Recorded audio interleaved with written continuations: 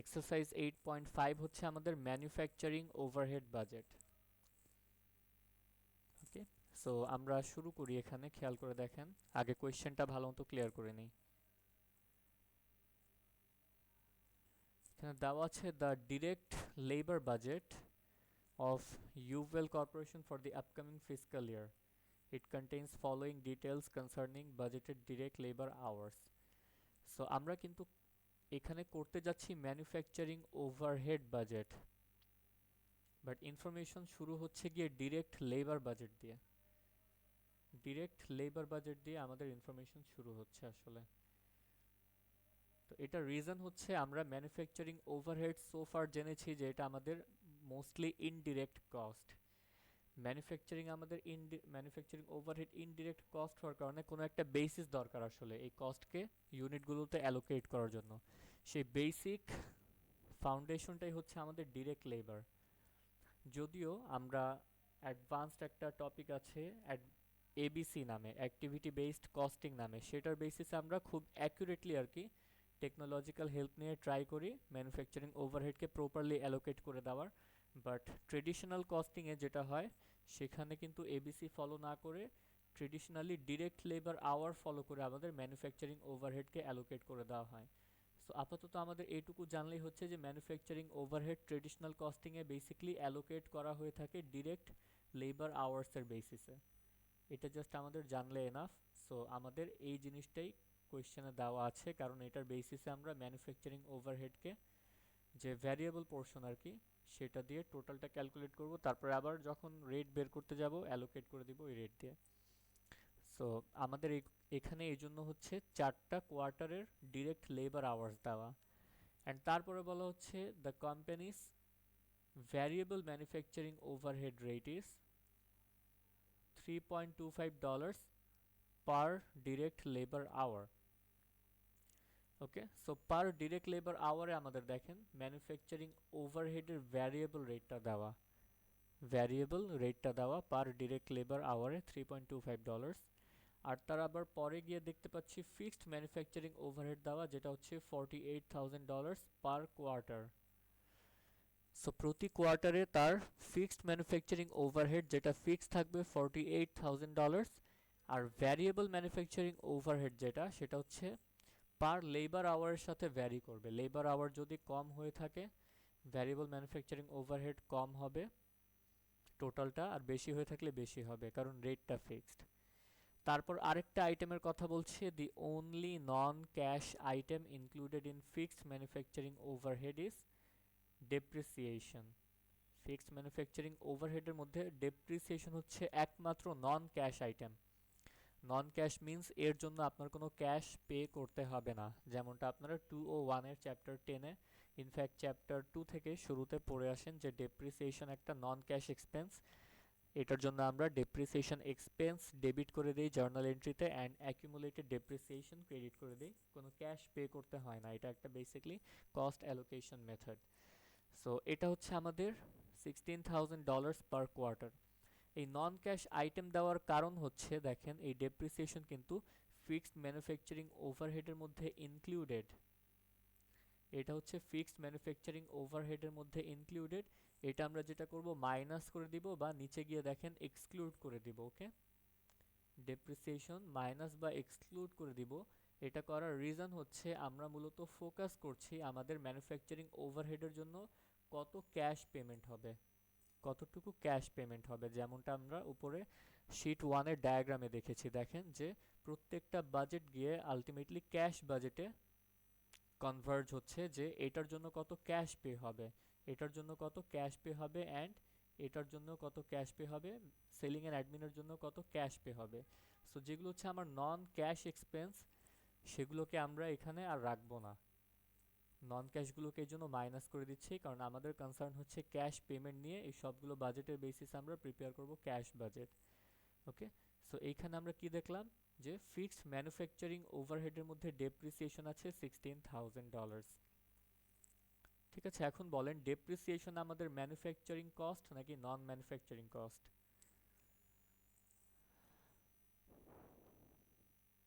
Depreciation manufacturing cost নাকি non manufacturing cost?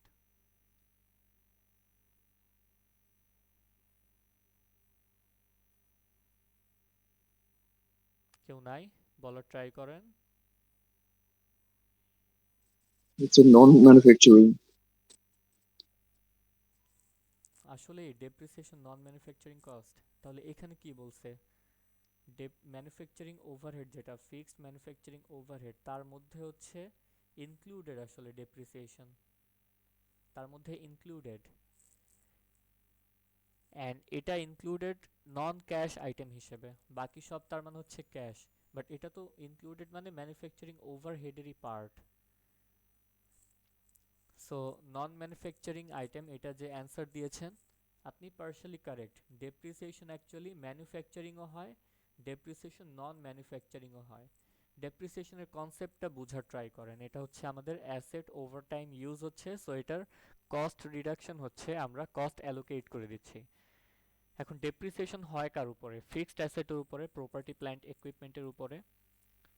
তো আমাদের প্রপার্টি প্ল্যান্ট ইকুইপমেন্ট কিন্তু ম্যানুফ্যাকচারিং বা প্রোডাকশনেও আমরা ইউজ করি, আবার সেলিং অ্যান্ড অ্যাডমিনেও ইউজ করি কিন্তু। যেমন আমাদের ফ্যাক্টরি থেকে শুরু করে ফ্যাক্টরির যে মেশিন, ফ্যাক্টরির ভেতরে যদি কোনো ইকুইপমেন্ট থেকে থাকে ফার্দার, এন্টায়ার ফ্যাক্টরি সবগুলোই হচ্ছে আমার প্রোডাকশনের কাজে বা ম্যানুফ্যাকচারিংয়ের কাজে ইউজ করা হয়। তো এই অ্যাসেটগুলোর ডেপ্রিসিয়েশন কিন্তু ম্যানুফ্যাকচারিং ওভারহেড বা ম্যানুফ্যাকচারিং কস্ট। আর আমাদের অফিসে যেমন ফার্নিচার থাকে, অফিসে ইকুইপমেন্ট থাকে, কম্পিউটার ইকুইপমেন্ট ফর এক্সাম্পল, আবার সেলিংয়ের কাজে কিন্তু ডেলিভারি ভ্যান বা ডেলিভারি ট্রাক ইউজ করা হয়। এগুলোও তো কিন্তু অ্যাসেট, বাট এগুলো ফ্যাক্টরির বাইরে নন ম্যানুফ্যাকচারিং কাজে ইউজ করা হচ্ছে, সো এদের ডেপ্রিসিয়েশন কিন্তু আমাদের নন ম্যানুফ্যাকচারিং কস্ট। ঠিক আছে, সো এটা জেনে রাখবেন যে depreciation can be both a manufacturing cost as well age non manufacturing cost. It depends on the asset and it's intended purpose, যে কোন অ্যাসেটের উপর ডেপ্রিসিয়েশনের কথা বলা হচ্ছে। যদি প্রোডাকশন রিলেটেড অ্যাসেট হয় তার কস্ট বা তার ডেপ্রিসিয়েশন হচ্ছে ম্যানুফ্যাকচারিং ওভারহেড বা ম্যানুফ্যাকচারিং কস্ট, অ্যান্ড যদি selling and admin related depreciation হয়ে থাকে তাহলে তার কস্ট হচ্ছে নন ম্যানুফ্যাকচারিং কস্ট। ঠিক আছে, সো আমরা ম্যানুফ্যাকচারিং ওভারহেড বাজেটের লেআউটটা যদি দেখি, it's pretty obvious and self explanatory. ঠিক আছে, যে আমরা শুরুতেই বললাম যে আমরা যেহেতু ম্যানুফ্যাকচারিং ওভারহেড বাজেট করছি অ্যান্ড তার জন্য কত ক্যাশ পে করতে হবে সেটা আমরা বের করব এখানে। ওকে, অ্যান্ড সেটা বের করার জন্য আমাদের এটার বেসিস হচ্ছে ক্যালকুলেশনের basically direct labour hours. So শুরুটা করছি ডিরেক্ট লেবার আওয়ার্স দিয়ে। এখন আমার ডিরেক্ট লেবার আওয়ার্স কত আর প্রতি আওয়ারের রেট কত, দুইটাকে আমরা এখানে কোয়েশ্চেনে দেওয়া আছে, এগুলো বসালেই কিন্তু আমরা পেয়ে যাব টোটাল ভ্যারিয়েবল পোর্শনটা কত মাল্টিপ্লাই করলে। আর ফিক্সড পোর্শনও দেওয়া আছে, আমরা সেটাও এখানে বসাবো। তাহলে টোটাল ম্যানুফ্যাকচারিং ওভারহেড কত সেটা পেয়ে যাব। অ্যান্ড টোটাল ম্যানুফ্যাকচারিং মানে হচ্ছে both cash and non cash expense including depreciation. আর আমাদের ফোকাস হচ্ছে আমরা আসলে ক্যাশ কত পে করব, that's why non cash depreciation যেটা সেটা মাইনাস করলে ইভেনচুয়ালি ক্যাশ পেয়ে যাব। ওকে, সো এটা আমরা মুহূর্তের মধ্যেই ইনফরমেশন সিম্পলি প্রেজেন্ট করা আছে সেটা ফোকাস করে করে ফেলতে পারবো। Let's start. So budgeted direct labour hours প্রথমে আমাদের 8.2, 8.5, 7.8, এটা আমি কপি পেস্ট করে নিচ্ছি এখানে। 8,000, 8.2 thousand, 8.5 thousand অ্যান্ড 7.8 thousand। ঠিক আছে, টোটালটা বা ইয়ারেরটা আমরা একবারে শেষে করে ফেলতে পারবো।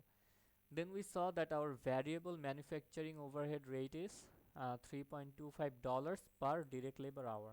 So per hour এ যেহেতু 3.25, 1 আওয়ারের 3.25টা কিন্তু ওই রকমই থাকবে আমাদের, 1 আওয়ার বলছে, তাই পার ইউনিট বা পার আওয়ারের 3.25টা আমরা চারটা কোয়ার্টারেই রাখবো।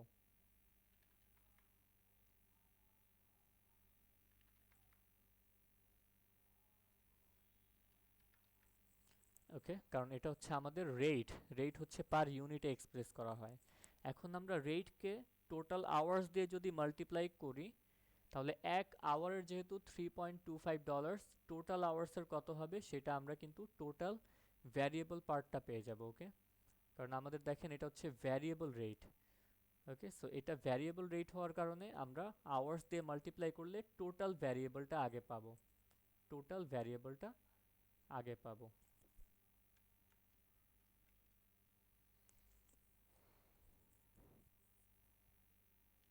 For the first quarter, it will be 8,000 times 3.25, $26,000 হচ্ছে আমার variable overhead, 26 for first quarter. Second কোয়ার্টারে হচ্ছে 26,650।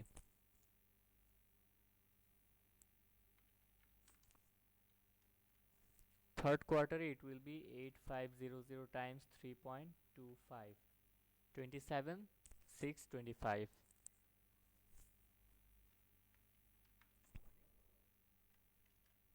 And fourth quarter 7,800 times 3.25, 25,350। Alright, so এটা আমরা 1 hour 3.25, so each given hour for each quarter total আমাদের কত হবে, that we have multiplied and found the total variable manufacturing overhead. What about the fixed manufacturing overhead? উপরে এটা বলছে it is fixed at $48,000 per quarter. So এটা কি বলছে, per quarter কিন্তু $48,000 fixed, so we will directly use that value এখানে 48,000।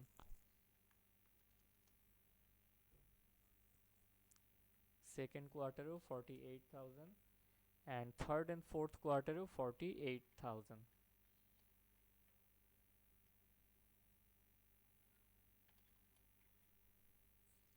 Now what? আমরা পেয়ে গেলাম আমাদের টোটাল ভ্যারিয়েবল কত, আমরা পেয়ে গেলাম আমাদের টোটাল ফিক্সড কত। সো দুইটাকে সাম করলে আমরা আমাদের এন্টায়ার টোটাল ম্যানুফ্যাকচারিং ওভারহেড কত সেটা আমরা জানতে পারবো। Okay, so first quarter 26 plus 48,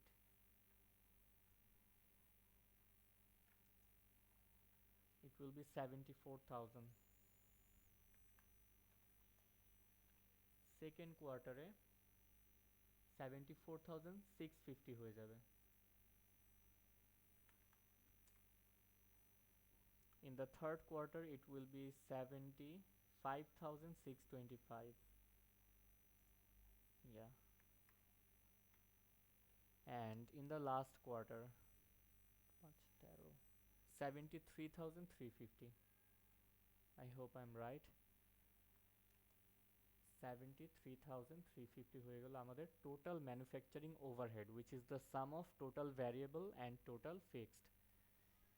finally এই 74, 74, 650, 75 and 73 সামথিং এগুলোর ভেতরে দেখেন কোয়েশ্চেনে বলে দিয়েছে যে ডেপ্রিসিয়েশনটাও included, which is a non cash item, and এটা যেহেতু নন ক্যাশ আইটেম এটার জন্য আমার ক্যাশ পেমেন্ট হবে না। সো এই $16,000 পার কোয়ার্টার যে দেওয়া আছে নন ক্যাশ ডেপ্রিসিয়েশন, এটাকে আমরা মাইনাস করে দিব, অ্যান্ড ফাইনালি পেয়ে যাব তাহলে ক্যাশ ম্যানুফ্যাকচারিং ওভারহেড কত, দ্যাট ইজ কত আমার ক্যাশ পে হবে manufacturing ওভারহেডে।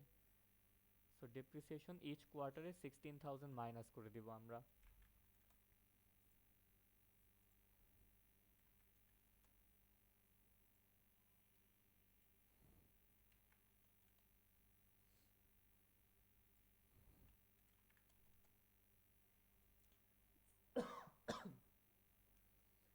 And therefore cash payment আমরা এখানে পেয়ে যাচ্ছি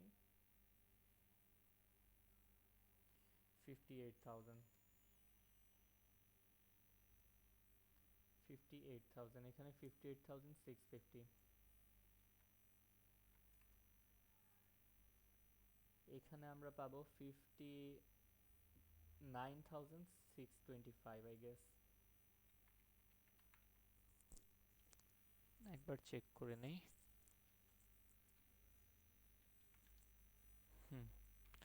অ্যান্ড এখানে তারপরে পাবো আমরা 57,350। So these are our expected cash payments for manufacturing overhead for each quarter। এবার আমরা আমাদের টোটাল পুরো বছরের যে সাম সেটাকে একটু ক্যালকুলেট করি। সো পুরো বছরের ক্যালকুলেশন আমরা কিভাবে করব, 4 বছরের যে ডিরেক্ট লেবার আওয়ার্স আছে সেটাকে প্লাস করি 8 প্লাস 8.2 প্লাস 8.5 প্লাস 7.8, 32.5 অ্যান্ড এখানে আমাদের 3.25 রেট যেভাবে আছে ওটাই থাকবে। সো টোটাল ভ্যারিয়েবল পুরো ইয়ারের হয়ে যাবে আমাদের 32,500 টাইমস 3.25, 105,625 হবে এখানে। সো টোটাল ভ্যারিয়েবল পেলাম 105,625 অ্যান্ড টোটাল ফিক্সড আমাদের হয়ে যাবে 48 টাইমস 4, চারটা কোয়ার্টারে 192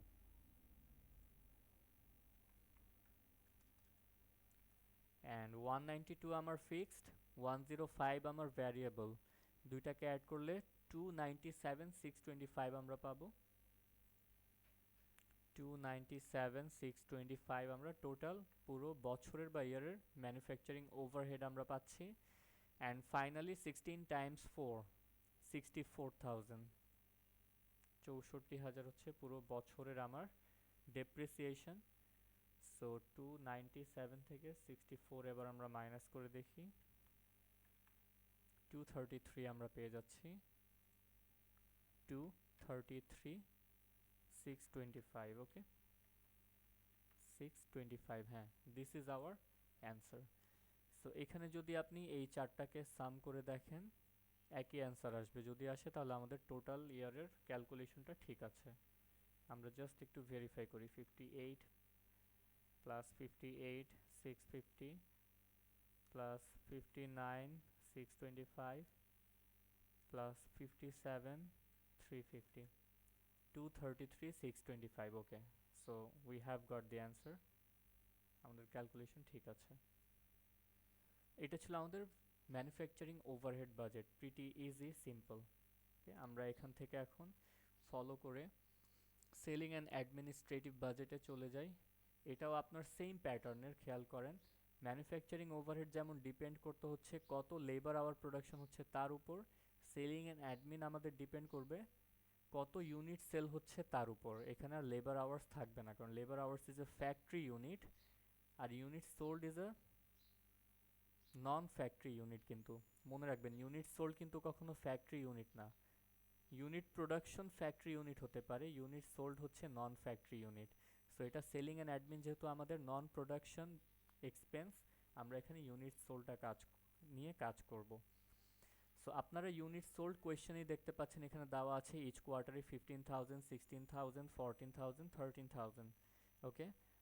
সো এগুলোকে আমরা জাস্ট এখানে লিখে দিব 15 16 সামথিং সামথিং যা আছে টোটাল সাম করে দিলে পেয়ে যাব। আর এখানে বলা হচ্ছে variable selling and admin. Chapter 5-এ মনে করে দেখেন আমরা, সরি চ্যাপ্টার 5 না চ্যাপ্টার 6-এ আমরা কিন্তু ম্যানুফ্যাকচারিং ওভারহেড যেমন ফিক্সড পোর্শন ছিল ভ্যারিয়েবল পোর্শন ছিল, সেলিং অ্যান্ড অ্যাডমিনও ফিক্সড পোর্শন ছিল ভ্যারিয়েবল পোর্শন ছিল, ওকে। সো ওটাই আমরা ফিক্সড আর ভ্যারিয়েবল এক্সারসাইজ 5-এ দেখেছি ম্যানুফ্যাকচারিং ওভারহেডের, আর এখন এক্সারসাইজ 6-এ দেখছি সেলিং অ্যান্ড অ্যাডমিনের। সো এটার ভ্যারিয়েবল রেট হচ্ছে $2.5 পার ইউনিট, ঠিক আছে। সো এটাকে আমরা এখানে লিখবো পার ইউনিট 2.5, এখানে সেম থাকবে, এখানেও সেম থাকবে, এখানেও সেম থাকবে, মাল্টিপ্লাই করলে আমরা টোটাল ভ্যারিয়েবল পেয়ে যাব, ওকে। তারপরে আমাদের ফিক্সড এক্সপেন্সেস বলা আছে এখানে, অ্যাডভার্টাইজিং আছে, দেন হচ্ছে স্যালারিজ আছে, ডেপ্রিসিয়েশন আছে, ইন্স্যুরেন্স আছে, ওকে ইন্স্যুরেন্স আছে, এই চারটাই তো আছে, আর কিছু আছে, আচ্ছা প্রপার্টি ট্যাক্সেস আছে। সো এগুলোই আমাদের advertising, salaries, insurance, depreciation, property tax, এগুলোকে আমরা জাস্ট এভাবে করে লিখে দিব যেটা যেখানে আছে, ওকে। অ্যান্ড ফাইনালি প্রপার্টি ট্যাক্স বলা হচ্ছে 8,000 শুধু সেকেন্ড কোয়ার্টারে। সো আমরা এটাকে প্রপার্টি ট্যাক্সকে সেকেন্ড কোয়ার্টারে লিখবো, বাকি কোয়ার্টারগুলোতে এটা থাকবে না, নীল থাকবে। আর হচ্ছে ইন্স্যুরেন্স বলা হচ্ছে 5,000 in the first quarter and 5,000 in the third quarter. So আমরা ফার্স্ট কোয়ার্টারে ইন্স্যুরেন্স লিখবো অ্যান্ড থার্ড কোয়ার্টারে ইন্স্যুরেন্স লিখবো, দি আদার টু কোয়ার্টার্স এটা আমার এমটি বা ব্ল্যাঙ্ক থাকবে, ঠিক আছে। আর বাকিগুলো আমার প্রত্যেক কোয়ার্টারে যেহেতু বলা আছে প্রত্যেক কোয়ার্টারে হবে, এগুলো বসাবো, সাম করে দিব, তাহলে আমরা টোটাল ফিক্স পেয়ে যাব। আর ফিক্স প্লাস ভ্যারিয়েবল সাম করব, তাহলে টোটালটা পেয়ে যাব আমরা, okay, total selling and admin. আর ফাইনালি এখানেও ডেপ্রিসিয়েশন যেহেতু আছে এটাকে মাইনাস করে দিব আমরা প্রতি কোয়ার্টারে, তাহলে সেলিং অ্যান্ড অ্যাডমিনের ক্যাশ পেমেন্ট পেয়ে যাব। ওকে, সো এটা আপনারা করে নেবেন, আমি আর দেখাচ্ছি না। It's similar to our similar to our manufacturing overhead budget, যেখানে ভ্যারিয়েবল ফিক্সড দুই পোর্শন ছিল, এখানেও সেলিং অ্যান্ড অ্যাডমিন আমাদের ভ্যারিয়েবল আর ফিক্সড দুইটা পোর্শন আছে। ওকে, দ্য অনলি ডিফারেন্স ইজ ওখানে আমার ফিক্সড এক্সপেন্স সব একসাথে ছিল, এই সামগুলো একসাথে দেওয়া ছিল, আর এখানে ফিক্সড এক্সপেন্সগুলো ভেঙে ভেঙে দেওয়া আছে। সো আপনার এটা বসায় নিয়ে সাম করে নিতে হবে। ওকে, এখানে আর বোঝানোর কিছু নাই তেমন একটা। আমরা আসলে একটু সময় সেভ করে ক্যাশ বাজেটে চলে যাচ্ছি, which is our exercise 8.7। Cash বাজেটে চলে এলাম। সো ক্যাশ বাজেটের ফান্ডামেন্টাল প্রিন্সিপাল আমরা একটু বোঝার চেষ্টা করি আগে। ক্যাশ মিনস আমার ক্যাশ রিলেটেড দুইটা ফ্লো হতে পারে। একটা হচ্ছে cash inflow, that is cash বিজনেসে ঢুকছে বা রিসিভ করছেন। আরেকটা হচ্ছে ক্যাশ আউটফ্লো, ক্যাশ বিজনেস থেকে চলে যাচ্ছে বা আপনি পে করছেন। সো রিসিটগুলো হচ্ছে আমাদের ক্যাশ রিসিট বা ইনফ্লো, আর পেমেন্টগুলো হচ্ছে ক্যাশ ডিসবার্সমেন্টস বা আউটফ্লো। অ্যান্ড প্রত্যেক কোয়ার্টারে আমার এখানে ইনফরমেশন দেওয়া আছে। ফার্স্ট কোয়ার্টারে কিছু ইনফ্লো আছে, আউটফ্লো আছে, সেকেন্ড কোয়ার্টারেও সেম আছে, থার্ড কোয়ার্টারেও আছে, অ্যান্ড ফোর্থ কোয়ার্টারেও আমাদের ইনফ্লো আউটফ্লো আছে। এটার নেচারটা যদি আমরা একটু বোঝার ট্রাই করি, কোয়ার্টার ওয়ান যদি খেয়াল করে দেখেন, ক্যাশ ইনফ্লো বা রিসিভ করছেন 180, বাট পে করা লাগতেছে আপনার, রিসিভ করছেন অ্যাকচুয়ালি রিসিভ করবেন যেহেতু এগুলো বাজেটেড, ক্যাশ রিসিভ করবেন 180 অ্যারাউন্ড, বাট পে করা লাগবে আপনার 260K। তার মানে কি রিসিটের চেয়ে পে বেশি না? এখানে কি দেখতে পাচ্ছি আমরা? ক্যাশ যতটুকু না রিসিভ করব তার চেয়ে বেশি আমরা দেখতে পাচ্ছি এক্সপেক্টেড ক্যাশ পেমেন্ট। সো এই কোয়ার্টারে ডেফিনেটলি আমার ক্যাশ কিন্তু শর্ট পড়বে। তো ক্যাশ বাজেটের প্রিন্সিপাল হচ্ছে যখনই ক্যাশ শর্ট পড়বে এটাকে আপনার ফাইন্যান্সিং করতে হবে। অ্যান্ড এই বাজেটিং যেহেতু শর্ট পিরিয়ডের জন্য, এক বছরের জন্য, আমরা শর্ট টার্ম ফাইন্যান্সিংকে ফোকাস করব। আমাদের যে ক্যাপিটাল রেজ করা হয় বা ইকুইটি শেয়ার ইস্যু করা হয় এগুলো long term financing. So short term হিসেবে আমরা শর্ট টার্ম লোন কনসিডার করব। আপনাদের তাহলে ক্যাশ বাজেটে অলওয়েজ দেখবেন যখনই ক্যাশ বাজেটের ইনফরমেশন দেওয়া, লোনের ইনফরমেশনও দেওয়া থাকবে। ওকে, কারণ আমাদের কোনো কোনো পিরিয়ডে বা কোনো কোনো মান্থে বা কোনো কোনো কোয়ার্টারে যেটা হতে পারে, রিসিট কম আর ডিসবার্সমেন্ট বা পেমেন্ট বেশি। তো সেই কোয়ার্টারে এক্সট্রা যে আমার ডেফিসিট বা ঘাটতি অ্যামাউন্ট আছে, সেই শর্টেজ বা ঘাটতি অ্যামাউন্টটাকে আমার শর্ট টার্ম ফাইন্যান্সিং নর্মালি লোনের থ্রুতে ম্যানেজ করতে হয়। অ্যান্ড যখন আমার পরবর্তী পিরিয়ডগুলোতে গিয়ে ক্যাশ বেশি হবে বা ইনাফ ক্যাশ হবে, তখন আমরা সেই লোন পে করে দিব, আর লোনের উপর ইন্টারেস্ট হবে, ইন্টারেস্ট পে করে দিব। ঠিক আছে, তো এখানে আমাদের শুরুটা হচ্ছে মূলত দুইটা পিস অফ ইনফরমেশন দিয়ে। একটা হচ্ছে আপনাকে দিয়ে দিচ্ছে ক্যাশ রিসিট কত, আর একটা দিয়ে দিচ্ছে ক্যাশ পেমেন্ট বা ডিসবার্সমেন্ট কত। দেন বলা হচ্ছে the companies beginning cash balance for the upcoming year will be $20,000 for the upcoming year, and the company requires a minimum cash balance of 10,000. এটার মিনিংটা হচ্ছে আপনাদের ব্যাকআপের সেই কনসেপ্টটা আমরা যখন প্রোডাকশন বাজেট আর ডিরেক্ট ম্যাটেরিয়াল বাজেট দেখেছি, কিছু ব্যাকআপ আসলে যেমন আমাদের ইনভেন্টরি রাখা লাগে, কিছু ব্যাকআপ অবশ্যই ক্যাশেরও রাখা লাগে। পুরোপুরি এমটি অফ ক্যাশ হওয়া যাবে না, কিছু ক্যাশ আমাদের হাতে রাখতে হবে। বাট মাথায় রাখতে হবে এই ক্যাশ যাতে আমাদের একদম লো অ্যামাউন্ট না হয় বা জিরো অ্যামাউন্ট না হয়, যাতে প্রয়োজনের সময় ক্যাশ পাওয়া না যায়। আর এক্সেসিভ অ্যামাউন্টও যাতে না হয়, কারণ তখন ক্যাশ অ্যাসেট আমার আননেসেসারি পড়ে থাকবে, সেটার অপরচুনিটি কস্ট হবে। সো এমন অ্যামাউন্ট রাখতে হবে যেটা বেশিও না কমও না, আসলে অপটিমাম, যেটা দিয়ে আমার যে কোনো এমার্জেন্সি আইডিয়ালি ট্যাকল করা যাবে। ওকে, সো এইখানে এই সিচুয়েশনে বলছে যে মিনিমাম ক্যাশ ব্যালেন্সের ব্যাকআপ রাখা উচিত 10,000। অ্যান্ড তারপরে বলছে দ্য কোম্পানি মে বড়ো এনি অ্যামাউন্ট নিডেড। ওকে, এনি অ্যামাউন্ট, এখানে এই শব্দটা খেয়াল করে দেখেন, যতটুকু অ্যামাউন্ট আপনার দরকার ততটুকু অ্যামাউন্ট বড় করতে পারবেন ফ্রম এ লোকাল ব্যাংক, যেখানে আমাদের ইন্টারেস্ট রেট দেওয়া আছে কোয়ার্টারলি বেসিসে। কোয়ার্টারলি মানে প্রতি 3 মাসের ইন্টারেস্ট রেট হবে হচ্ছে 3%। প্রতি 3 মাসের ইন্টারেস্ট রেট হবে 3%। আমরা এইটুকু ইনফরমেশনই দেখে ক্যাশ বাজেটে চলে যাই, বাকিটা আমরা একটু পরে দেখব। ঠিক আছে, সো এখানে আমাদের ক্যাশ বাজেট প্রিপেয়ার করতে হবে। অ্যান্ড যে কোনো ক্যাশ বাজেটের আউটলাইনে কমন দুইটা জিনিস থাকবে। একটা হচ্ছে দেখেন always every cash budget it will start from beginning cash balance, আপনার হাতে কত ক্যাশ আছে সেটা দিয়ে শুরু হবে, and it will end with ending cash balance, period শেষে, যেমন কোয়ার্টার হতে পারে, মান্থ হতে পারে, ইয়ার হতে পারে, পিরিয়ড শেষে আপনার কত ক্যাশ হাতে থাকবে সেটা হচ্ছে এন্ডিং ক্যাশ ব্যালেন্স। ওকে, সো ক্যাশ বাজেট শুরু হবে বিগিনিং দিয়ে, শেষ হবে এন্ডিং ক্যাশ ব্যালেন্স দিয়ে। মাঝখানে আমাদের total receipt, total payment and total financing এই তিনটা ইস্যু আসবে।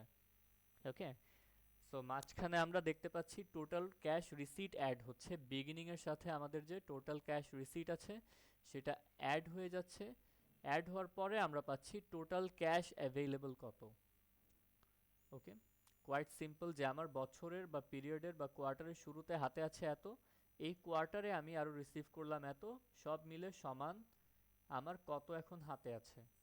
সেখান থেকে আমাদের ক্যাশ কি হবে, কিছু অ্যামাউন্ট ডিসবার্স করে দেওয়া হবে বিভিন্ন সোর্সে, আমার সাপ্লায়ার হতে পারে, আমার এমপ্লয়ি হতে পারে, গভর্নমেন্টের কাছে ট্যাক্স হতে পারে, তারপরে অ্যাডভার্টাইজমেন্ট হতে পারে, অনেক সোর্সেস থাকতে পারে। ওকে, সো এটা করার পর আমরা যেটা করব, দেখব যে আমাদের ক্যাশ আসলে অ্যাভেলেবল থেকে পেমেন্ট করার পরে এক্সেস আছে মানে এক্সট্রা ক্যাশ আছে, নাকি ডেফিসিয়েন্সি আছে মানে আমাদের শর্টেজ আছে।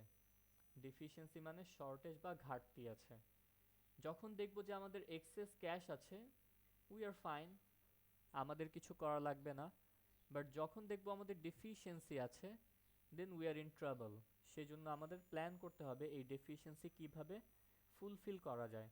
তার জন্য অলরেডি আপনাদের বলেছি, বাজেট যেহেতু আমরা শর্ট টার্মে করি, কোয়ার্টারে কোয়ার্টারে কোয়ার্টারে অ্যাটমোস্ট পুরো বছরের করি, তো এই শর্ট টার্মে আমাদের ফাইন্যান্সের একটা সোর্স হচ্ছে শর্ট টার্ম লোন নেওয়া। তো আমরা কি করব, শর্ট টার্ম লোন নিব। ওকে, অ্যান্ড লোন রিলেটেড অ্যাটমোস্ট তিনটা ট্রানজ্যাকশন হতে পারে। একটা হচ্ছে আপনি হচ্ছে লোন নিবেন, বড় করবেন। আরেকটা হচ্ছে যখন টাকা ফেরত আসবে বা অন্য কোয়ার্টারে বেশি আপনার ক্যাশ ইনফ্লো হবে, তখন লোন পে করে দিবেন, রিপেমেন্ট করবেন। অ্যান্ড যেহেতু লোন নিচ্ছেন, লোনের উপর অবশ্যই ইন্টারেস্ট ডিউ হবে, ইন্টারেস্ট আপনি পে করে দিবেন। ঠিক আছে, এই তিনটা সিচুয়েশন হতে পারে। সব মিলে আমরা টোটাল ফাইন্যান্সিং পেয়ে যাব, অ্যান্ড টোটাল ফাইন্যান্সিংয়ের পর এন্ডিং ক্যাশ ব্যালেন্স পাবো। সো আপাতত এইটুকু যদি কেউ না বুঝে থাকেন, হোপফুলি আমরা এখন ম্যাথ করা শুরু করলে ক্লিয়ার হয়ে যাবেন। ঠিক আছে, তাহলে আমরা শুরু করি। সো বিগিনিং ক্যাশ ব্যালেন্স একটু যদি খেয়াল করে দেখেন, এটা ইনফরমেশনটা কিভাবে দেওয়া, এটা একটু ভালো মতো বুঝতে হবে, কনফিউজড হওয়া যাবে না। এই beginning cash balance for the upcoming year, এটা কিন্তু আমাদের কোনো কোয়ার্টারের বিগিনিং ক্যাশ ব্যালেন্স দেয় নাই, আপকামিং ইয়ারের ক্যাশ ব্যালেন্স দিয়েছে 20,000। বাট আমাদের তো শুরু করতে হবে এই কোয়ার্টারের আন্ডারে যে ফার্স্ট আছে Q1, Q1 এর বিগিনিং ক্যাশ ব্যালেন্স কত সেটা দিয়ে। তাহলে আমরা কিভাবে করব এটা, কেউ একজন বলেন।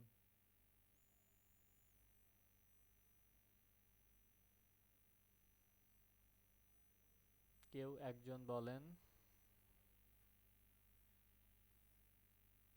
আছেন কেউ? Yes, yes, Yes, sir. sir. Respond করেন তাহলে, how can we do that. আমাদের আপকামিং ইয়ারের মানে পুরো টোটাল বছরের বিগিনিং ক্যাশ ব্যালেন্স দেওয়া আছে, So 4 দিয়ে ডিভাইড করে দিব। 4 দিয়ে ডিভাইড করে দিবেন। ওকে, আর কেউ? Any hint? I mean you people are there right, একটু রেসপন্ড করেন। সো ডিভাইড করে দিতে হবে 4 দিয়ে ডিভাইড করে দিবেন। আর কারো কোনো ভিন্ন মত?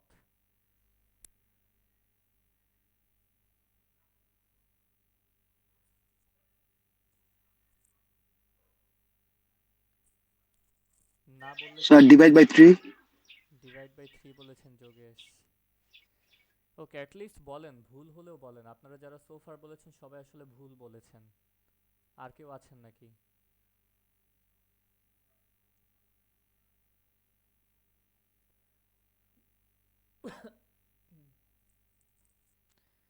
কেন ডিভাইড করতে যাব? So এখানে আননেসেসারি ফুল লজিক। হ্যাঁ হ্যাঁ হ্যাঁ, বলেন কে বলছেন। স্যার কোয়েশ্চনটা একবার যদি দেখেন ভালো এই যে ভালো হয়। হ্যাঁ, কোয়েশ্চেনটা হচ্ছে স্যার যোগেশ যে আমাদের বিগিনিং ক্যাশ ব্যালেন্স দেওয়া আছে, okay, but this beginning cash balance is for the year, বছরের বিগিনিং ক্যাশ ব্যালেন্স $20,000, বাট আমরা যেটা শুরু করব, আমরা যেহেতু কোয়ার্টার ওয়াইজ বাজেট করছি, আমরা কিন্তু বিগিনিং ক্যাশ ব্যালেন্সই বাট ফার্স্ট কোয়ার্টারের ঘরে বসানো লাগবে। তো সেক্ষেত্রে আমরা কি করব অ্যামাউন্টটা? That's what I asked. কি করব বলেন? স্যার আই থিঙ্ক সেমটাই বসে দিব, কারণ এটা তো ফার্স্ট কোয়ার্টার। এটা ফার্স্ট কোয়ার্টার সেমটাই বসা দিবেন না? ইয়েস আমার তো যোগেশ, ভাই sir you are sir sir right, idea. You are right. So আপনি যোগেশ আমাকে পরে মনে করাবেন, I will give you a bonus mark, ওকে?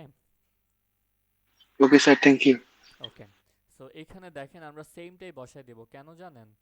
আমরা আগে আমাদের প্রত্যেক কোয়ার্টারকে ডিফাইন করি আর পুরো বছরকে ডিফাইন করি, এটার বিগিনিং পয়েন্ট আর এন্ডিং পয়েন্টটা কোথায়। দেখেন তো ফার্স্ট কোয়ার্টার কবে শুরু হচ্ছে? 1 জানুয়ারি শুরু হচ্ছে, 1 জানুয়ারি শুরু হচ্ছে, অ্যান্ড ফোর্থ কোয়ার্টার শেষ কবে হচ্ছে? 31 ডিসেম্বর শেষ হচ্ছে, রাইট? তো আমাদের কিন্তু ফার্স্ট কোয়ার্টার শুরু হচ্ছে 1 জানুয়ারি, শেষ হবে হচ্ছে জানুয়ারি ফেব্রুয়ারি মার্চ, মার্চের শেষে। সেকেন্ড কোয়ার্টার শুরু হচ্ছে এপ্রিলে, শেষ হবে জুনের 30-এ।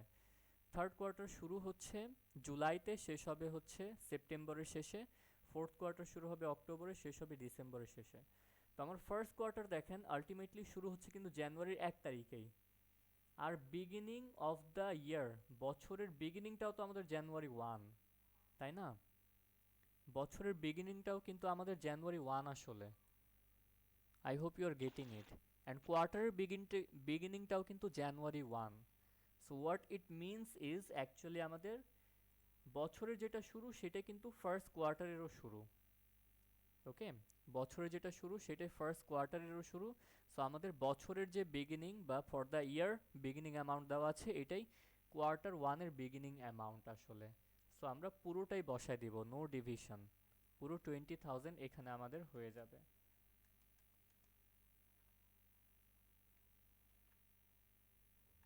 ওকে? পুরো 20,000 এখানে আমাদের হবে।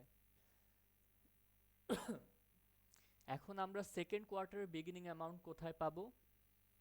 কোয়েশ্চেনে কিন্তু কোথাও সেকেন্ড কোয়ার্টারের বিগিনিং অ্যামাউন্ট বলা নাই, অ্যান্ড এটা বলা থাকবেও না, কারণ আমরা যখন ক্যাশ বাজেট করব, দেখেন ফার্স্ট কোয়ার্টারের যে বিগিনিং ব্যালেন্স সেটা দিয়ে শুরু করছি, শেষ করব কিন্তু ফার্স্ট কোয়ার্টারের এন্ডিং ব্যালেন্স দিয়ে। এখানে এখানে একটা অ্যামাউন্ট হবে, ধরে নিচ্ছি আমরা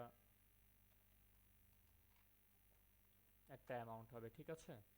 সো এই অ্যামাউন্ট ফার্স্ট কোয়ার্টারের যে এন্ডিং, খেয়াল করে দেখেন ফার্স্ট কোয়ার্টারের যে এন্ডিং অ্যামাউন্ট, এটাই কিন্তু পরে মুভ করবে সেকেন্ড কোয়ার্টারের বিগিনিং অ্যামাউন্ট হিসেবে। দেন এখানে এটা মুভ করবে, এখানে আমাদের এই অ্যামাউন্টটা বসবে। তখন আমরা পুরো সেকেন্ড কোয়ার্টার ম্যাথ করব, ম্যাথ করে আমরা সেকেন্ড কোয়ার্টারের শেষে একটা অ্যামাউন্ট পাবো, এন্ডিং অ্যামাউন্ট। সেটাই সেকেন্ড কোয়ার্টারের এন্ডিং থেকে থার্ড কোয়ার্টারের বিগিনিংয়ে মুভ করবে। তারপর আমরা আবার থার্ড কোয়ার্টার ম্যাথ করব, থার্ড কোয়ার্টারে একটা এন্ডিং অ্যামাউন্ট পাবো, এটাই আমার ফোর্থ কোয়ার্টার বিগিনিং হিসেবে কাউন্ট হবে, রাইট? দ্যাটস ওয়াই আমাদের জাস্ট বাজেটের যে ফার্স্ট কোয়ার্টার সেটা শুরুর সময় আমাদের কত অ্যামাউন্ট আছে সেটা দিয়ে দিয়েছে, বাকি আর কোনো কোয়ার্টারের বিগিনিং অ্যামাউন্ট দেয় নাই। আমরা আসলে পুরো কোয়ার্টারের ম্যাথ একবারে করব, তারপরে হচ্ছে একটা কোয়ার্টারের এন্ডিংকে আরেকটা কোয়ার্টারের বিগিনিং কনসিডার করব। দ্যাটস ওয়াই আমাদের দেওয়া নাই। সো এক্ষেত্রে আমাদের প্রত্যেক কোয়ার্টার সাইমালটেনিয়াসলি করার সুযোগ নাই, একটা একটা কোয়ার্টার আমার ক্যাশ বাজেট করতে হবে, ঠিক আছে? সো ক্যাশ বাজেট আমরা একটা একটা কোয়ার্টার করে করব। সো আমরা শুরু করলাম আমাদের ফার্স্ট কোয়ার্টারে বিগিনিং ক্যাশ ব্যালেন্স 20,000। দেন আমরা উপরে মুভ করে দেখি, ফার্স্ট কোয়ার্টারে দেখেন রিসিট দেখতে পাচ্ছেন হচ্ছে 180 অ্যান্ড ডিসবার্সমেন্ট 260 দেখতে পাচ্ছেন, ওকে? সো রিসিট হচ্ছে 180 আমরা দেখতে পাচ্ছি, এখানে 180 বসিয়ে দিচ্ছি, 180 রিসিট বসালাম। সো টোটাল আমাদের ক্যাশ অ্যাভেলেবল কত হয়ে যাবে? বিগিনিংয়ে ছিল 20, আরও পাচ্ছেন এই কোয়ার্টারে 180। সো দুইটা মিলে আমাদের ক্যাশ অ্যাভেলেবল হবে হচ্ছে গিয়ে, ক্যাশ অ্যাভেলেবল হয়ে যাবে 200,000। ক্যাশ অ্যাভেলেবল হয়ে যাবে 200,000, ঠিক আছে, তারপরে আমরা আবার ক্যাশ পেমেন্ট যেটা ডিসবার্সমেন্ট এখানে দেখতে পাচ্ছি 260 আছে, সেটা বসাবো এখানে 260। সো ক্যাশ পেমেন্ট হয়ে যাবে 260। এখন তাহলে সিচুয়েশনটা এমন দাঁড়াচ্ছে যে আপনার cash available 200,000, 2 lakh, but total cash expected যে পে করতে হবে 2,60,000, 260। তার মানে বলেন এখানে আমার হাতে এক্সেস ক্যাশ থাকবে এই সিচুয়েশনে, নাকি ডেফিসিট বা ঘাটতি থাকবে?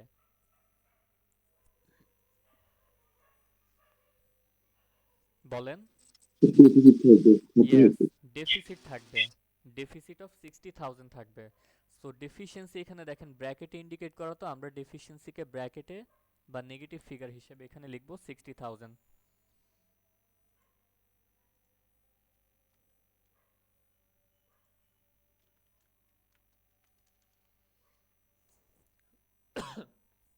সো ডেফিসিট আমরা ফার্স্ট কোয়ার্টারে দেখতে পাচ্ছি 60,000। অ্যান্ড যখনই ডেফিসিট থাকবে তখনই আমাদের দেখেন প্রয়োজন পড়ছে লোন নেওয়ার এই ডেফিসিট পূরণ করা, right? Needed. So any amount can be borrowed. তাহলে বলেন আমাদের যেহেতু ডেফিসিট আছে 60,000, আমরা তাহলে কত লোন নিব?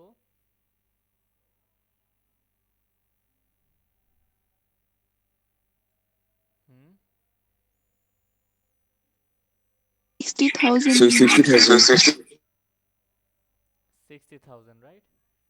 But not right. 60,000 লোন নিলে দেখেন আমার ঘাটতি হচ্ছে 60,000, আমি লোনও নিলাম 60,000, আমার ঘাটতিটা জাস্ট পূরণ হবে। বাট উপরে আরেকটা রিকোয়ারমেন্ট দিয়ে দিয়েছে, আমাদের কি করতে হবে, মিনিমাম একটা ক্যাশ ব্যালেন্স অফ 10,000 মেনটেন করতে হবে, কিন্তু ব্যাকআপ রাখতে হবে না। 60,000 আপনার ঘাটতি বা ডেফিসিট, আপনি 60,000 লোন নিয়ে এখানে 60,000 লোন নিয়ে বসালেন, ফুলফিল করলেন, তাহলে আপনার ক্যাশ ব্যালেন্স তো জিরো হয়ে যাবে এন্ডিংয়ে, বুঝতে পারছেন?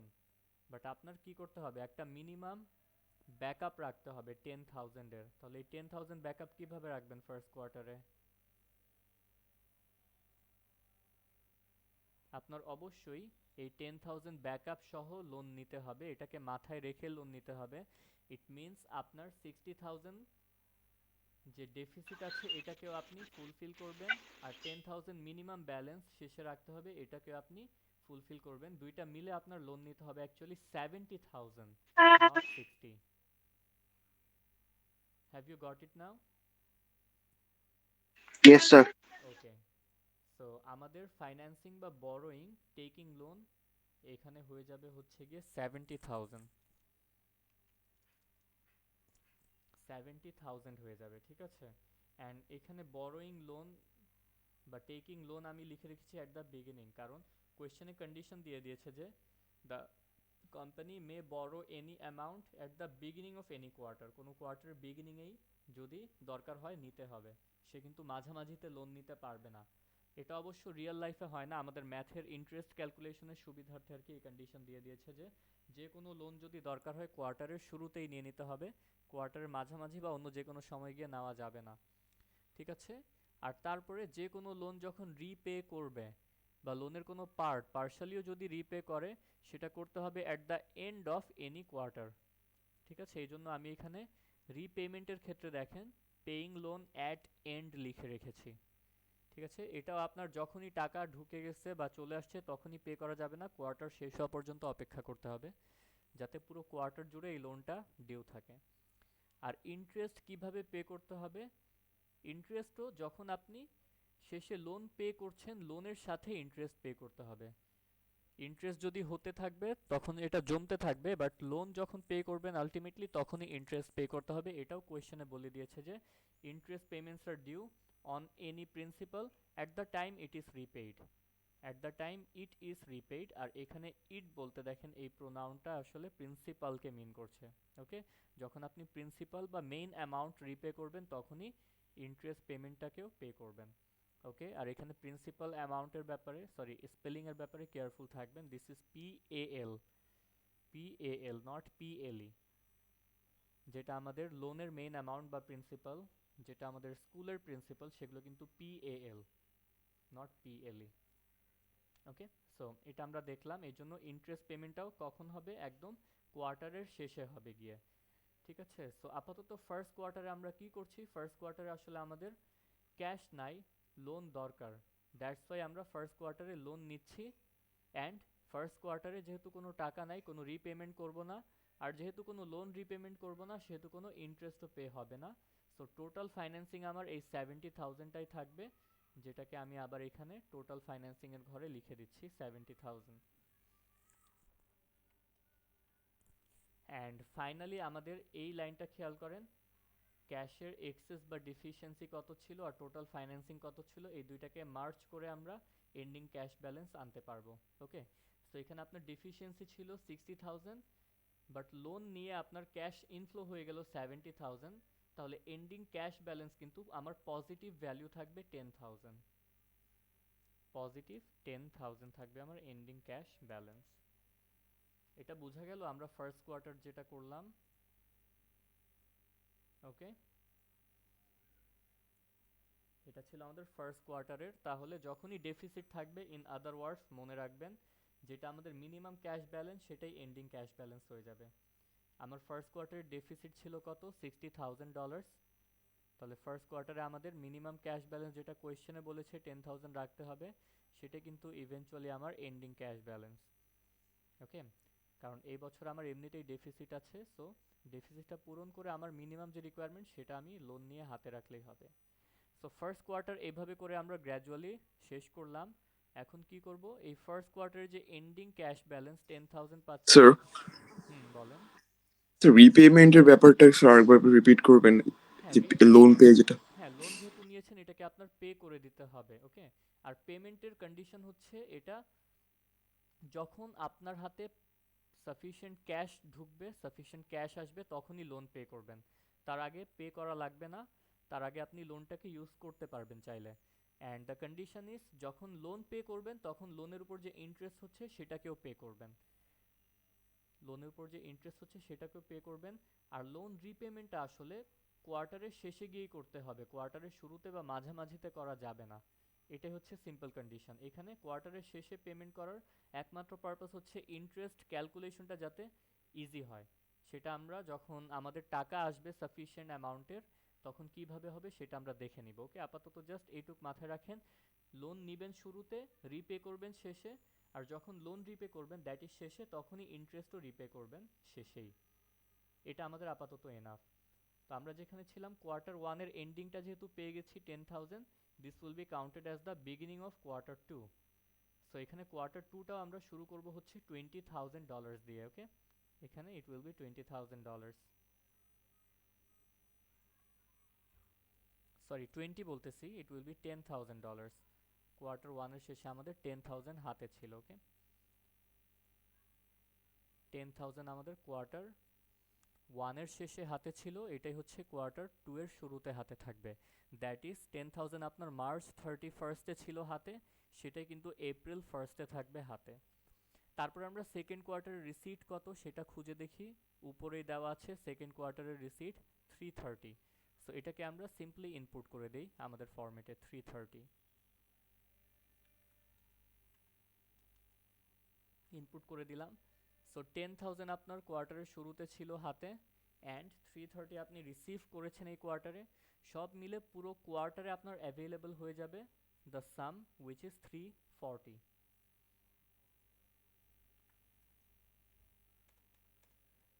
340 আপনার সেকেন্ড কোয়ার্টারে টোটাল অ্যাভেলেবল। অ্যান্ড এই 340 থেকে ক্যাশ পেমেন্ট করছেন কত, উপরেই ডিসবার্সমেন্টটা দেওয়া আছে, এই যে এখানে নোটিস করেন কোয়ার্টার টু এর ডিসবার্সমেন্ট 230,000।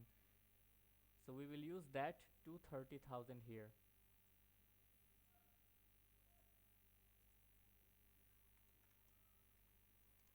এখানে টোটাল ক্যাশ পেমেন্ট বা ডিসবার্সমেন্টে চাইলে আপনি ব্র্যাকেট ইউজ করতে পারেন, যেহেতু এটা পেমেন্ট না ইউজ করলে হবে, কারণ এখানে ডিরেক্ট লেস শব্দ ব্যবহার করে ইন্ডিকেট করে দেওয়া হচ্ছে যে আপনি মাইনাস করছেন। সো 340 থেকে 230 গেলে আমরা এখানে পেয়ে যাব 110, অ্যান্ড এটা কিন্তু এবার আমাদের এক্সেস বা পজিটিভ ক্যাশ 110, এটা আমাদের হাতে আছে এক্সট্রা। কেন? বিকজ উই সি যে আমাদের 10 হাতে ছিল শুরুতে, আর 330 আপনি রিসিভ করেছেন, সব মিলে 340 আপনার টোটাল অ্যাভেলেবল। এখান থেকে আপনার জাস্ট পে করা লাগছে 230। সো বাকি 110 কিন্তু স্টিল আপনার এক্সেস বা এক্সট্রা ক্যাশ আছে। ওকে, অ্যান্ড যখনই দেখবেন আপনার হাতে সাফিসিয়েন্ট ক্যাশ চলে আসছে, কোনো লোন ডিউ আছে, ক্যাশ বাজেটের নিয়ম হচ্ছে তখনই আমাদের লোন পে করে দিতে হবে। ইট মিনস সেকেন্ড কোয়ার্টারটাই হচ্ছে the quarter in which we will pay our loan. Okay, প্রিন্সিপালটা কি বোঝা যাচ্ছে? এখানে আমাদের এনাফ বা sufficient amount of excess cash আছে আমার হাতে, তাহলে আমি কি করব, এখান থেকে আমাদের লোন পে করে দিব। That's the principal. Got it? So আমাদের আর সেকেন্ড কোয়ার্টারে আসলে কোনো লোন নেওয়া লাগছে না। টেকিং লোন বা বরোয়িং এটা সেকেন্ড কোয়ার্টারে অ্যাপ্লিকেবল না। আমরা যেটা করব, সেকেন্ড কোয়ার্টারে আসলে লোন রিপে করব। ঠিক আছে, সেকেন্ড কোয়ার্টারে লোন রিপে করব। সো লোন আমার এখানে তাকায় দেখেন 70,000 ছিল। সো আমরা যখন রিপে করব, এখানেও আমাদের 70,000টাই রিপে করব আমরা লোন। অ্যান্ড রিপেমেন্ট এটা যেহেতু, সেটা আমরা মাইনাসে ইনক্লুড করছি বা ব্র্যাকেটে লিখছি। তাহলে এটুক আগে বলেন ক্লিয়ার কিনা যে আমাদের এই কোয়ার্টারে লোন রিপে বা পরিশোধ করে দিতে হবে। এটা কি ক্লিয়ার? জি স্যার। ওকে, এই কোয়ার্টারে আমাদের লোন রিপে করে দিতে হবে। কেন? কারণ এই কোয়ার্টারে আমার সাফিসিয়েন্ট বা এক্সেস ক্যাশ লোন রিপে করার মতো অ্যাভেলেবল আছে, দ্যাটস ওয়াই আমরা পে করে দিব। এখন ইন্টারেস্টের কন্ডিশন কি? ইন্টারেস্ট কিন্তু বলে দেওয়া আছে উপরেই। On any principal at the time it is repaid, at the time. Okay, যে টাইমে আপনার এই প্রিন্সিপালটা রিপে করা হবে ওই টাইমে কিন্তু ইন্টারেস্টটাও রিপে করা হবে। তার মানে আমরা প্রিন্সিপাল যেহেতু পে করছি সেকেন্ড কোয়ার্টারে, অ্যান্ড এটা কিভাবে ডিসাইড করলাম প্রিন্সিপাল সেকেন্ড কোয়ার্টারে পে করব? কারণ সেকেন্ড কোয়ার্টারে আমার এক্সেস ক্যাশ যথেষ্ট আছে। অ্যান্ড যেহেতু আমরা ডিসাইড করেছি যে লোনটা সেকেন্ড কোয়ার্টারেই পে করব, অ্যান্ড কোয়েশ্চেনে ইন্টারেস্ট ও লোনের সাথে পের কথা বলা আছে, সো ইন্টারেস্টও আমরা এই কোয়ার্টারে এসেই পে করব, একটা অ্যামাউন্ট আমাদের সেহেতু এখানে হবে। ঠিক আছে, এবার তাহলে আমাদের কি করতে হবে? ইন্টারেস্ট ক্যালকুলেট করতে হবে। ইন্টারেস্ট রেট তাহলে আমরা কোয়েশ্চেনে গিয়ে দেখি, দেখতে পাচ্ছি it is 3% here. Interest rate আমার বলা আছে 3%, অ্যান্ড এই রেটটা কাউন্ট করা হবে quarterly. Interest rate quarterly count করা হবে at the rate of 3%। So interest আমি কত পিরিয়ডের জন্য পে করব এটা ডিপেন্ড করছে লোন আমি কত পিরিয়ড জুড়ে ইউজ করেছি। লোন আমি কত সময় জুড়ে ইউজ করেছি তার উপর ডিপেন্ড করছে তত সময়ের জন্য আমি ইন্টারেস্ট পে করব। সো এবার বলেন আমাদের লোনটা আসলে কত সময় জুড়ে ইউজ করা হয়েছে বিজনেসে? 3 month। 3 মান্থ। ওকে, আর কারো কোনো সে আছে?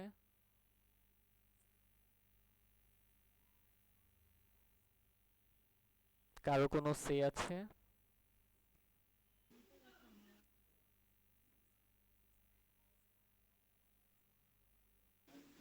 নাই।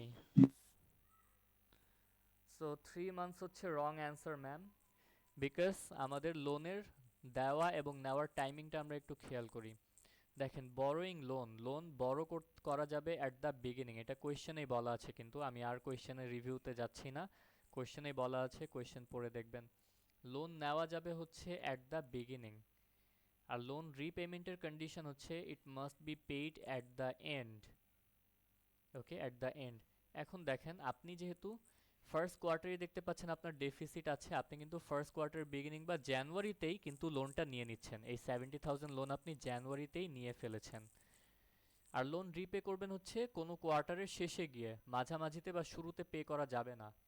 সো আপনি কিন্তু আর ফার্স্ট কোয়ার্টারের শেষে এই লোন পে করার সুযোগ পাচ্ছেন না, কারণ ফার্স্ট কোয়ার্টার আপনি নিজেই ডেফিসিটে আছেন। সেকেন্ড কোয়ার্টারে দেখেন পুরো কোয়ার্টার জুড়ে, which is April May June জুড়ে আপনার এত টাকা কালেক্ট হয়েছে, এত টাকা পে হয়েছে, দ্যাটস ওয়াই পুরো কোয়ার্টার জুড়ে কিন্তু আপনার 110,000 হাতে আছে। তো আপনি যেটা করবেন, সেকেন্ড কোয়ার্টারে লোন যে পে করছেন 70,000, এটা কিন্তু অবশ্যই আপনার অ্যাট দ্য এন্ড, যেহেতু বলা আছে সেকেন্ড কোয়ার্টারের শেষে পে করবেন। সেকেন্ড কোয়ার্টারের শেষ মানে এপ্রিল মে জুন, একবারে জুনের 30-এ গিয়ে পে করবেন। সো লোনটা নিচ্ছেন আপনি জানুয়ারি 1-এ অ্যান্ড পে করছেন জুনের 30-এ। ইট মিনস আপনি কিন্তু জানুয়ারি 1 থেকে জুনের 30 6 মান্থস সময় জুড়ে অ্যাকচুয়ালি এই লোনটাকে হোল্ডে রেখেছেন বা ইউজ করছেন। তার মানে ইন্টারেস্ট কিন্তু 3 মান্থসের হবে না, 6 মান্থসের হবে। Okay, that's the implication of the condition, যে অ্যাট দ্য বিগিনিং আর অ্যাট দ্য এন্ড এগুলোর মিনিংটা কি, যাতে আমার ইন্টারেস্ট ক্যালকুলেশনটা অ্যাকুরেট হয়। তাহলে এটা 3 মান্থস হবে না, এটা 6 মান্থস হবে। এটা সবাই বুঝেছেন কি না? জি স্যার। ওকে Yes, sir. ওকে, ঠিক আছে। তাহলে আমরা এখন একটু ইন্টারেস্ট ক্যালকুলেট করে দেখার ট্রাই করি। ইন্টারেস্ট হবে আমাদের, যেহেতু লোন নিয়েছি 70,000 এর উপর 3%, উইচ ইজ মাল্টিপ্লাইড বাই 0.03। এই 3% যে 2100 আমরা পেলাম, এটা একটু নোটিস করলে দেখতে পাচ্ছেন এটা হচ্ছে কোয়ার্টারলি রেট বা 3 মাসের রেট। তো 3 মাসের যদি আমরা 2100 পাই, 6 মাসের আমরা আসলে এটাকে ডাবল করলে পাবো। 2100কে আরও 2 দিয়ে মাল্টিপ্লাই করতে হবে, মাল্টিপ্লাইড বাই 2। 4200 হচ্ছে আমরা 6 মাসের ইন্টারেস্ট পাবো।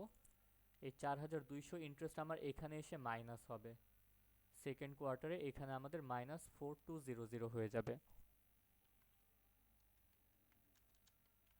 ইন্টারেস্ট মাইনাসে লেখার পারপাস হচ্ছে এটা আপনার ক্যাশ আউটফ্লো হয়ে যাচ্ছে ফাইন্যান্সিং সেকশনে। ফাইন্যান্সিং সেকশনে ক্যাশ ইনফ্লো জাস্ট একটা জিনিস, সেটা হচ্ছে বরোয়িং, আর রিপেমেন্টটাও আউটফ্লো, ইন্টারেস্টটাও আউটফ্লো। ঠিক আছে, সো এই জিনিসগুলো আমরা দেখলাম। এটা হচ্ছে আমাদের টোটাল সেকেন্ড কোয়ার্টার ফাইন্যান্সিংয়ের সামারি। কোনো বড় করছি না, বরং লোন রিপে করছি প্লাস তার উপর ইন্টারেস্ট রিপে করছি।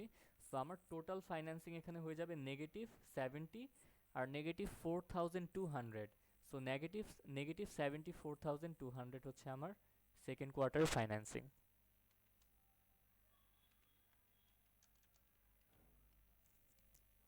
হোপফুলি এটা আমাদের বোঝা গেছে।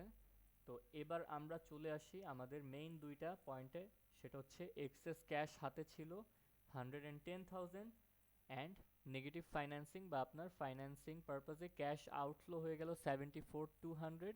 সো আমাদের এইখানে এখন আমরা ক্যালকুলেট করলে পেয়ে যাব একটা থেকে আরেকটা মাইনাস করে এন্ডিং ক্যাশ ব্যালেন্স কত।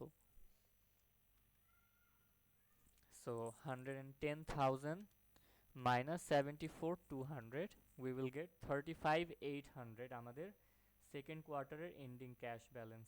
35,800 which is a positive amount, positive amount in a sense, কারণ এখানে আপনার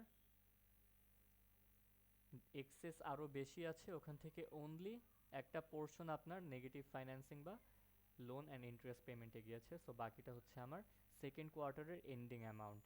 and as we continued from here, first quarter ending টা 10,000, second quarter beginning ছিল, so second quarter ending টা আমাদের এখানে third quarter beginning হয়ে যাবে, right? 35,800।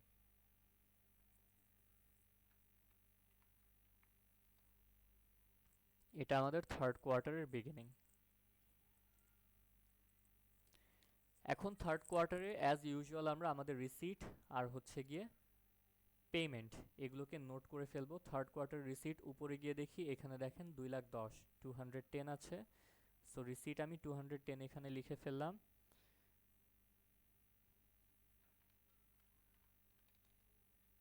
অ্যান্ড পেমেন্ট আমাদের দেওয়া আছে হচ্ছে 220। সো এখানে আমি টোটাল ক্যাশ পেমেন্ট 220 লিখে ফেললাম। তাহলে এখানে আমাদের ক্যাশ অ্যাভেলেবল কিভাবে পাবো?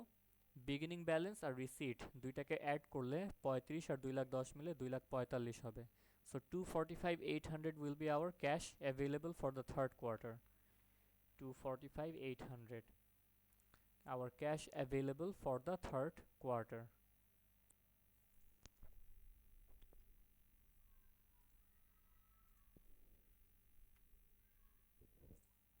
Okay, and cash available for the third quarter 245,800 and cash payment হচ্ছে 220.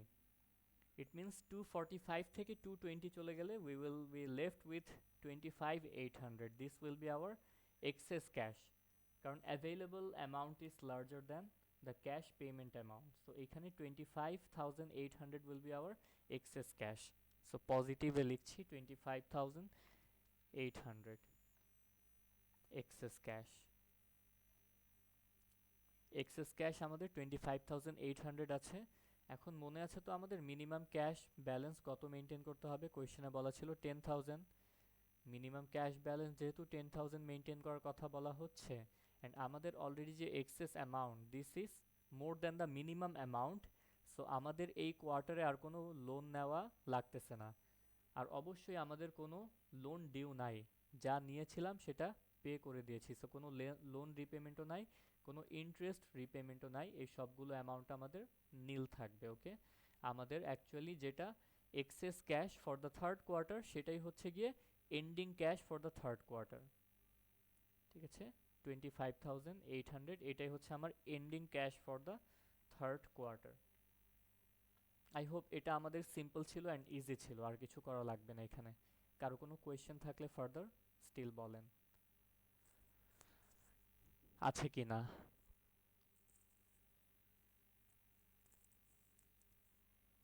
আই হোপ নাই। ওকে, সো আমাদের থার্ড কোয়ার্টারে excess cash 25,800, this is more than our minimum cash requirement.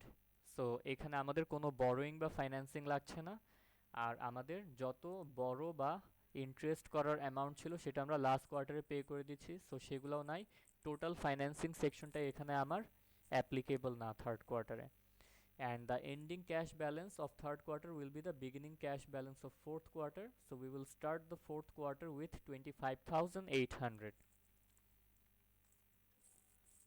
25,800 দিয়ে আমরা ফোর্থ কোয়ার্টার শুরু করলাম। এখন ফোর্থ কোয়ার্টারের রিসিটগুলোকে আর পেমেন্টগুলোকে আমরা নোট করি। ফোর্থ কোয়ার্টার রিসিট এখানে 230 অ্যান্ড পেমেন্ট হচ্ছে 240। সো এখানে 230 আমি রিসিট লিখছি অ্যান্ড পেমেন্ট লিখে দিচ্ছি 240। সো আমাদের 230 রিসিট আর ব্যালেন্স 25 দুইটা মিলে হয়ে যাবে 255 ক্যাশ অ্যাভেলেবল।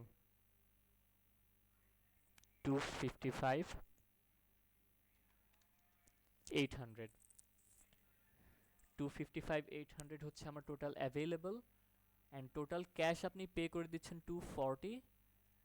সো 55 থেকে 40 গেলে আমাদের হাতে থাকবে 15।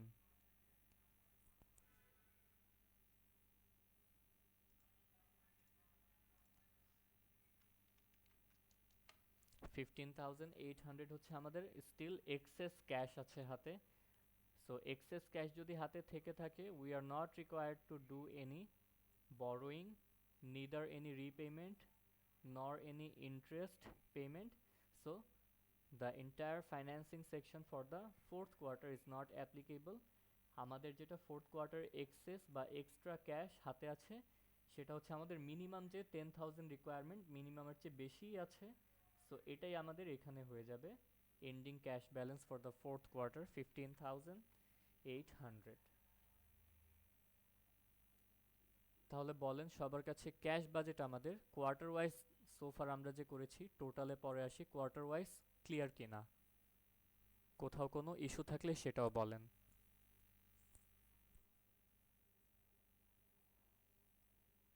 এভরিওয়ান,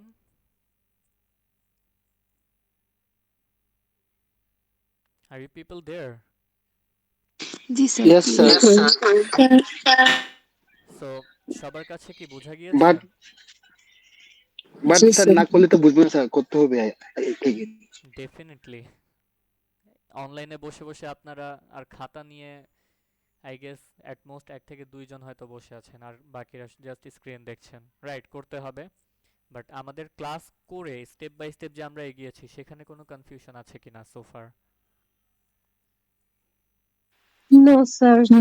স্যার আপাতত নাই, বাট স্যার হলে আপনাকে জানাবো। ঠিক আছে, অবশ্যই জানাবেন। আমরা তাহলে ইচ কোয়ার্টার করলাম, এখন আমাদের টোটাল পুরো বছরের এটা সাম আপ করতে হবে। ওকে, সো পুরো বছরের যেহেতু আমরা সাম আপ করবো টোটালটা এই কলামে আমরা কাজ করব। তাহলে বিগিনিং ব্যালেন্স বলেন পুরো বছরের জন্য কত হবে? আমি আর আপনাদের সময় না নেই, সময় নামাজের সময় হয়ে যাচ্ছে। বিগিনিং ব্যালেন্স অ্যাকচুয়ালি পুরো বছরের জন্য এখানে 20,000 হবে, কিন্তু মাথায় রাখবেন এখানে 20,000 হবে, এখানে সাম করা যাবে না। কিন্তু এই কনসেপ্টটা আপনাদের শুরুতেই বলেছিলাম যে এইখানে 20,000, কিন্তু দেখেন কোয়েশ্চেনে কি বলে দিয়েছে, this is the beginning balance for the year. ইয়ারের beginning balance 20,000 which is January 1-এর বিগিনিং ব্যালেন্স। অ্যান্ড জানুয়ারি 1-এর বিগিনিং ব্যালেন্সটা আসলে ইয়ারেরও beginning balance as well as first কোয়ার্টারেরও বিগিনিং ব্যালেন্স, রাইট? সো এটা যদি আমাদের মাথায় থাকে, এখানে 20,000 ফার্স্ট কোয়ার্টারের যেটা জানুয়ারি 1-এর বিগিনিং ব্যালেন্স, সেটাই হচ্ছে আমাদের পুরো বছরেরই জানুয়ারি 1-এর বিগিনিং ব্যালেন্স, কারণ বছরটা শুরু হয় জানুয়ারি 1 দিয়েই। সো এখানে 20,000 হবে। দেন হচ্ছে টোটাল ক্যাশ রিসিট আমরা কিভাবে পাবো? প্রত্যেক কোয়ার্টারে যে অ্যামাউন্টগুলো আছে এগুলোকে আমরা সাম করি, তাহলেই পেয়ে যাব। Let's do it. 180 plus 330 plus 210 plus 230, 950 হচ্ছে পুরো বছরের আপনার ক্যাশ রিসিট। সো এখানে আমি 950 লিখে দিচ্ছি। পুরো বছরের ক্যাশ রিসিট 950, আর বছরের শুরুতে ছিল 20। সো বছরে ক্যাশ অ্যাভেলেবল হয়ে যাবে 20 প্লাস 950 মিলে 970। 970 হচ্ছে বছরের ক্যাশ অ্যাভেলেবল। অ্যান্ড পুরো বছরের ক্যাশ পেমেন্ট আমরা অ্যাগেন কিভাবে পাবো? প্রত্যেক কোয়ার্টারের যে ক্যাশ পেমেন্ট আছে সেগুলোকে আমরা সাম করলে পাবো এন্টায়ার ইয়ারের total payment. So this will B hour 260 plus 230 plus 220 plus 240, 950 হচ্ছে এন্টায়ার ইয়ারের আমাদের ক্যাশ পেমেন্ট 950। সো সেটা আমি এখানে লিখে দিচ্ছি টোটাল কলামের আন্ডারে। 950 আমাদের ক্যাশ পেমেন্ট। সো এন্টায়ার ইয়ার যদি আমরা কাউন্ট করি, ক্যাশ অ্যাভেলেবল এখানে দেখেন 970, ক্যাশ পেমেন্ট এখানে হচ্ছে 950। সো আমাদের এক্সেস ক্যাশ আসলে থাকবে 20,000, এক্সেস ক্যাশ হয়ে যাবে 20,000। এক্সেস ক্যাশ আমরা পেয়ে গেলাম 20,000 আমাদের এখানে আছে। এই এক্সেস ক্যাশ কিন্তু আবার এগুলো প্লাস মাইনাস করে বের করতে যাবেন না, this will be a mistake. এখানে আমরা 20,000 পাবো। দেন বরোয়িং, ফার্স্ট কোয়ার্টারে শুধু 70,000 বড় করেছেন। সো পুরো বছরের বরোয়িং আসলে ওই অ্যামাউন্টটাই থাকবে 70,000, এটাকে আমি এখানে লিখে দিলাম 70,000। অ্যান্ড সেকেন্ড কোয়ার্টারে আপনি ইন্টারেস্ট পে করেছেন 70,000 নেগেটিভ। সো পুরো বছরে এই একটাই ইন্টারেস্ট লোন রিপে করেছেন 70,000 সেকেন্ড কোয়ার্টারের শেষে। তো পুরো বছরের এই একটাই আসলে লোন রিপেমেন্ট নেগেটিভ 70 ছিল, সেটাকে আমি এভাবেই লিখে দিচ্ছি নেগেটিভ 70 লিখে দিলাম। And interest payment just second কোয়ার্টারে 4,200 করেছেন, বাকি কোয়ার্টারে যেহেতু ইন্টারেস্ট পেমেন্ট নাই, সো এন্টায়ার ইয়ারের জন্য জাস্ট এটাই আমরা কনসিডার করব, নেগেটিভ 4,200।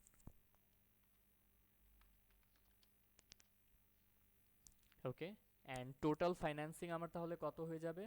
দুইভাবেই করতে পারেন, উপর থেকে এখানে একটু নোটিস করে দেখেন, প্লাস 70 মাইনাস 70 ক্যান্সেল আউট হয়ে যাবে, নেগেটিভ 4,200 থাকবে। সো এটা আমার এইখানে বসে যাবে, ঠিক আছে? অথবা এই দুইটা লাইনকে যদি আপনি কনসিডার করেন, positive 70 and negative 74,200 plus minus করলে সেই নেগেটিভ 4,200ই হচ্ছে। ওকে, সো এখানে আমাদের নেগেটিভ 4,200 হবে টোটাল ফাইন্যান্সিং।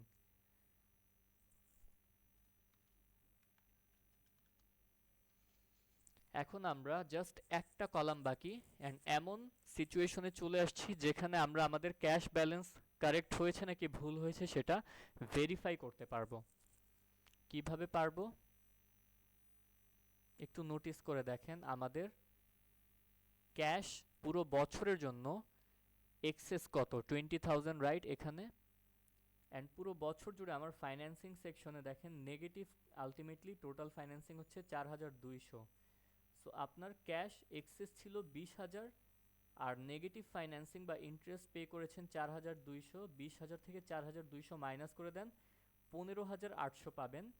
আর আমরা ফোর্থ কোয়ার্টার কিন্তু শেষ করেছি এক্স্যাক্টলি 15,800 দিয়ে, ঠিক আছে? তো আমি স্টিল একবার মাইনাস করে দেখি আপনাদের। 20,000 হচ্ছে গিয়ে পুরো বছরের ক্যাশ এক্সেস আছে আমার হাতে, মাইনাস এখান থেকে 4,200 যেটা টোটাল ফাইন্যান্সিংয়ের কলামে আছে, মাইনাস করে দিলাম 15,800 কিন্তু অ্যান্সার আসতেছে। এই 15,800 তাহলে আমরা এখানে যে লিখছি এটা টোটাল কলাম বরাবর লিখছি, বাট কোন রো বরাবর লিখছি এটা একটু খেয়াল করে দেখেন তো, কোন রো বরাবর। এটা হচ্ছে আমাদের এন্ডিং ক্যাশ ব্যালেন্সের যে রো, সেটা বরাবর আমরা কিন্তু এখানে 15,800 লিখছি। এটা কিভাবে পাচ্ছি?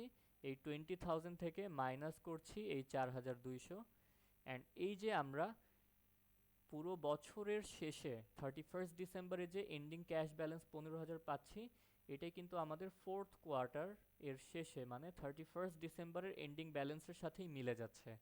ইট মিনস আমাদের এন্টায়ার যে ক্যালকুলেশন এই 4টা কোয়ার্টারের পুরোটা আসলে কারেক্ট আমরা বলতে পারি।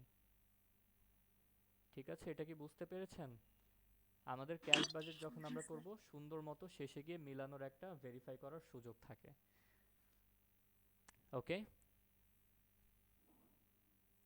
সো এই ক্যাশ বাজেটটা আমরা করে ফেললাম। এটা আপনারা আবার প্র্যাকটিস করবেন, দেখবেন।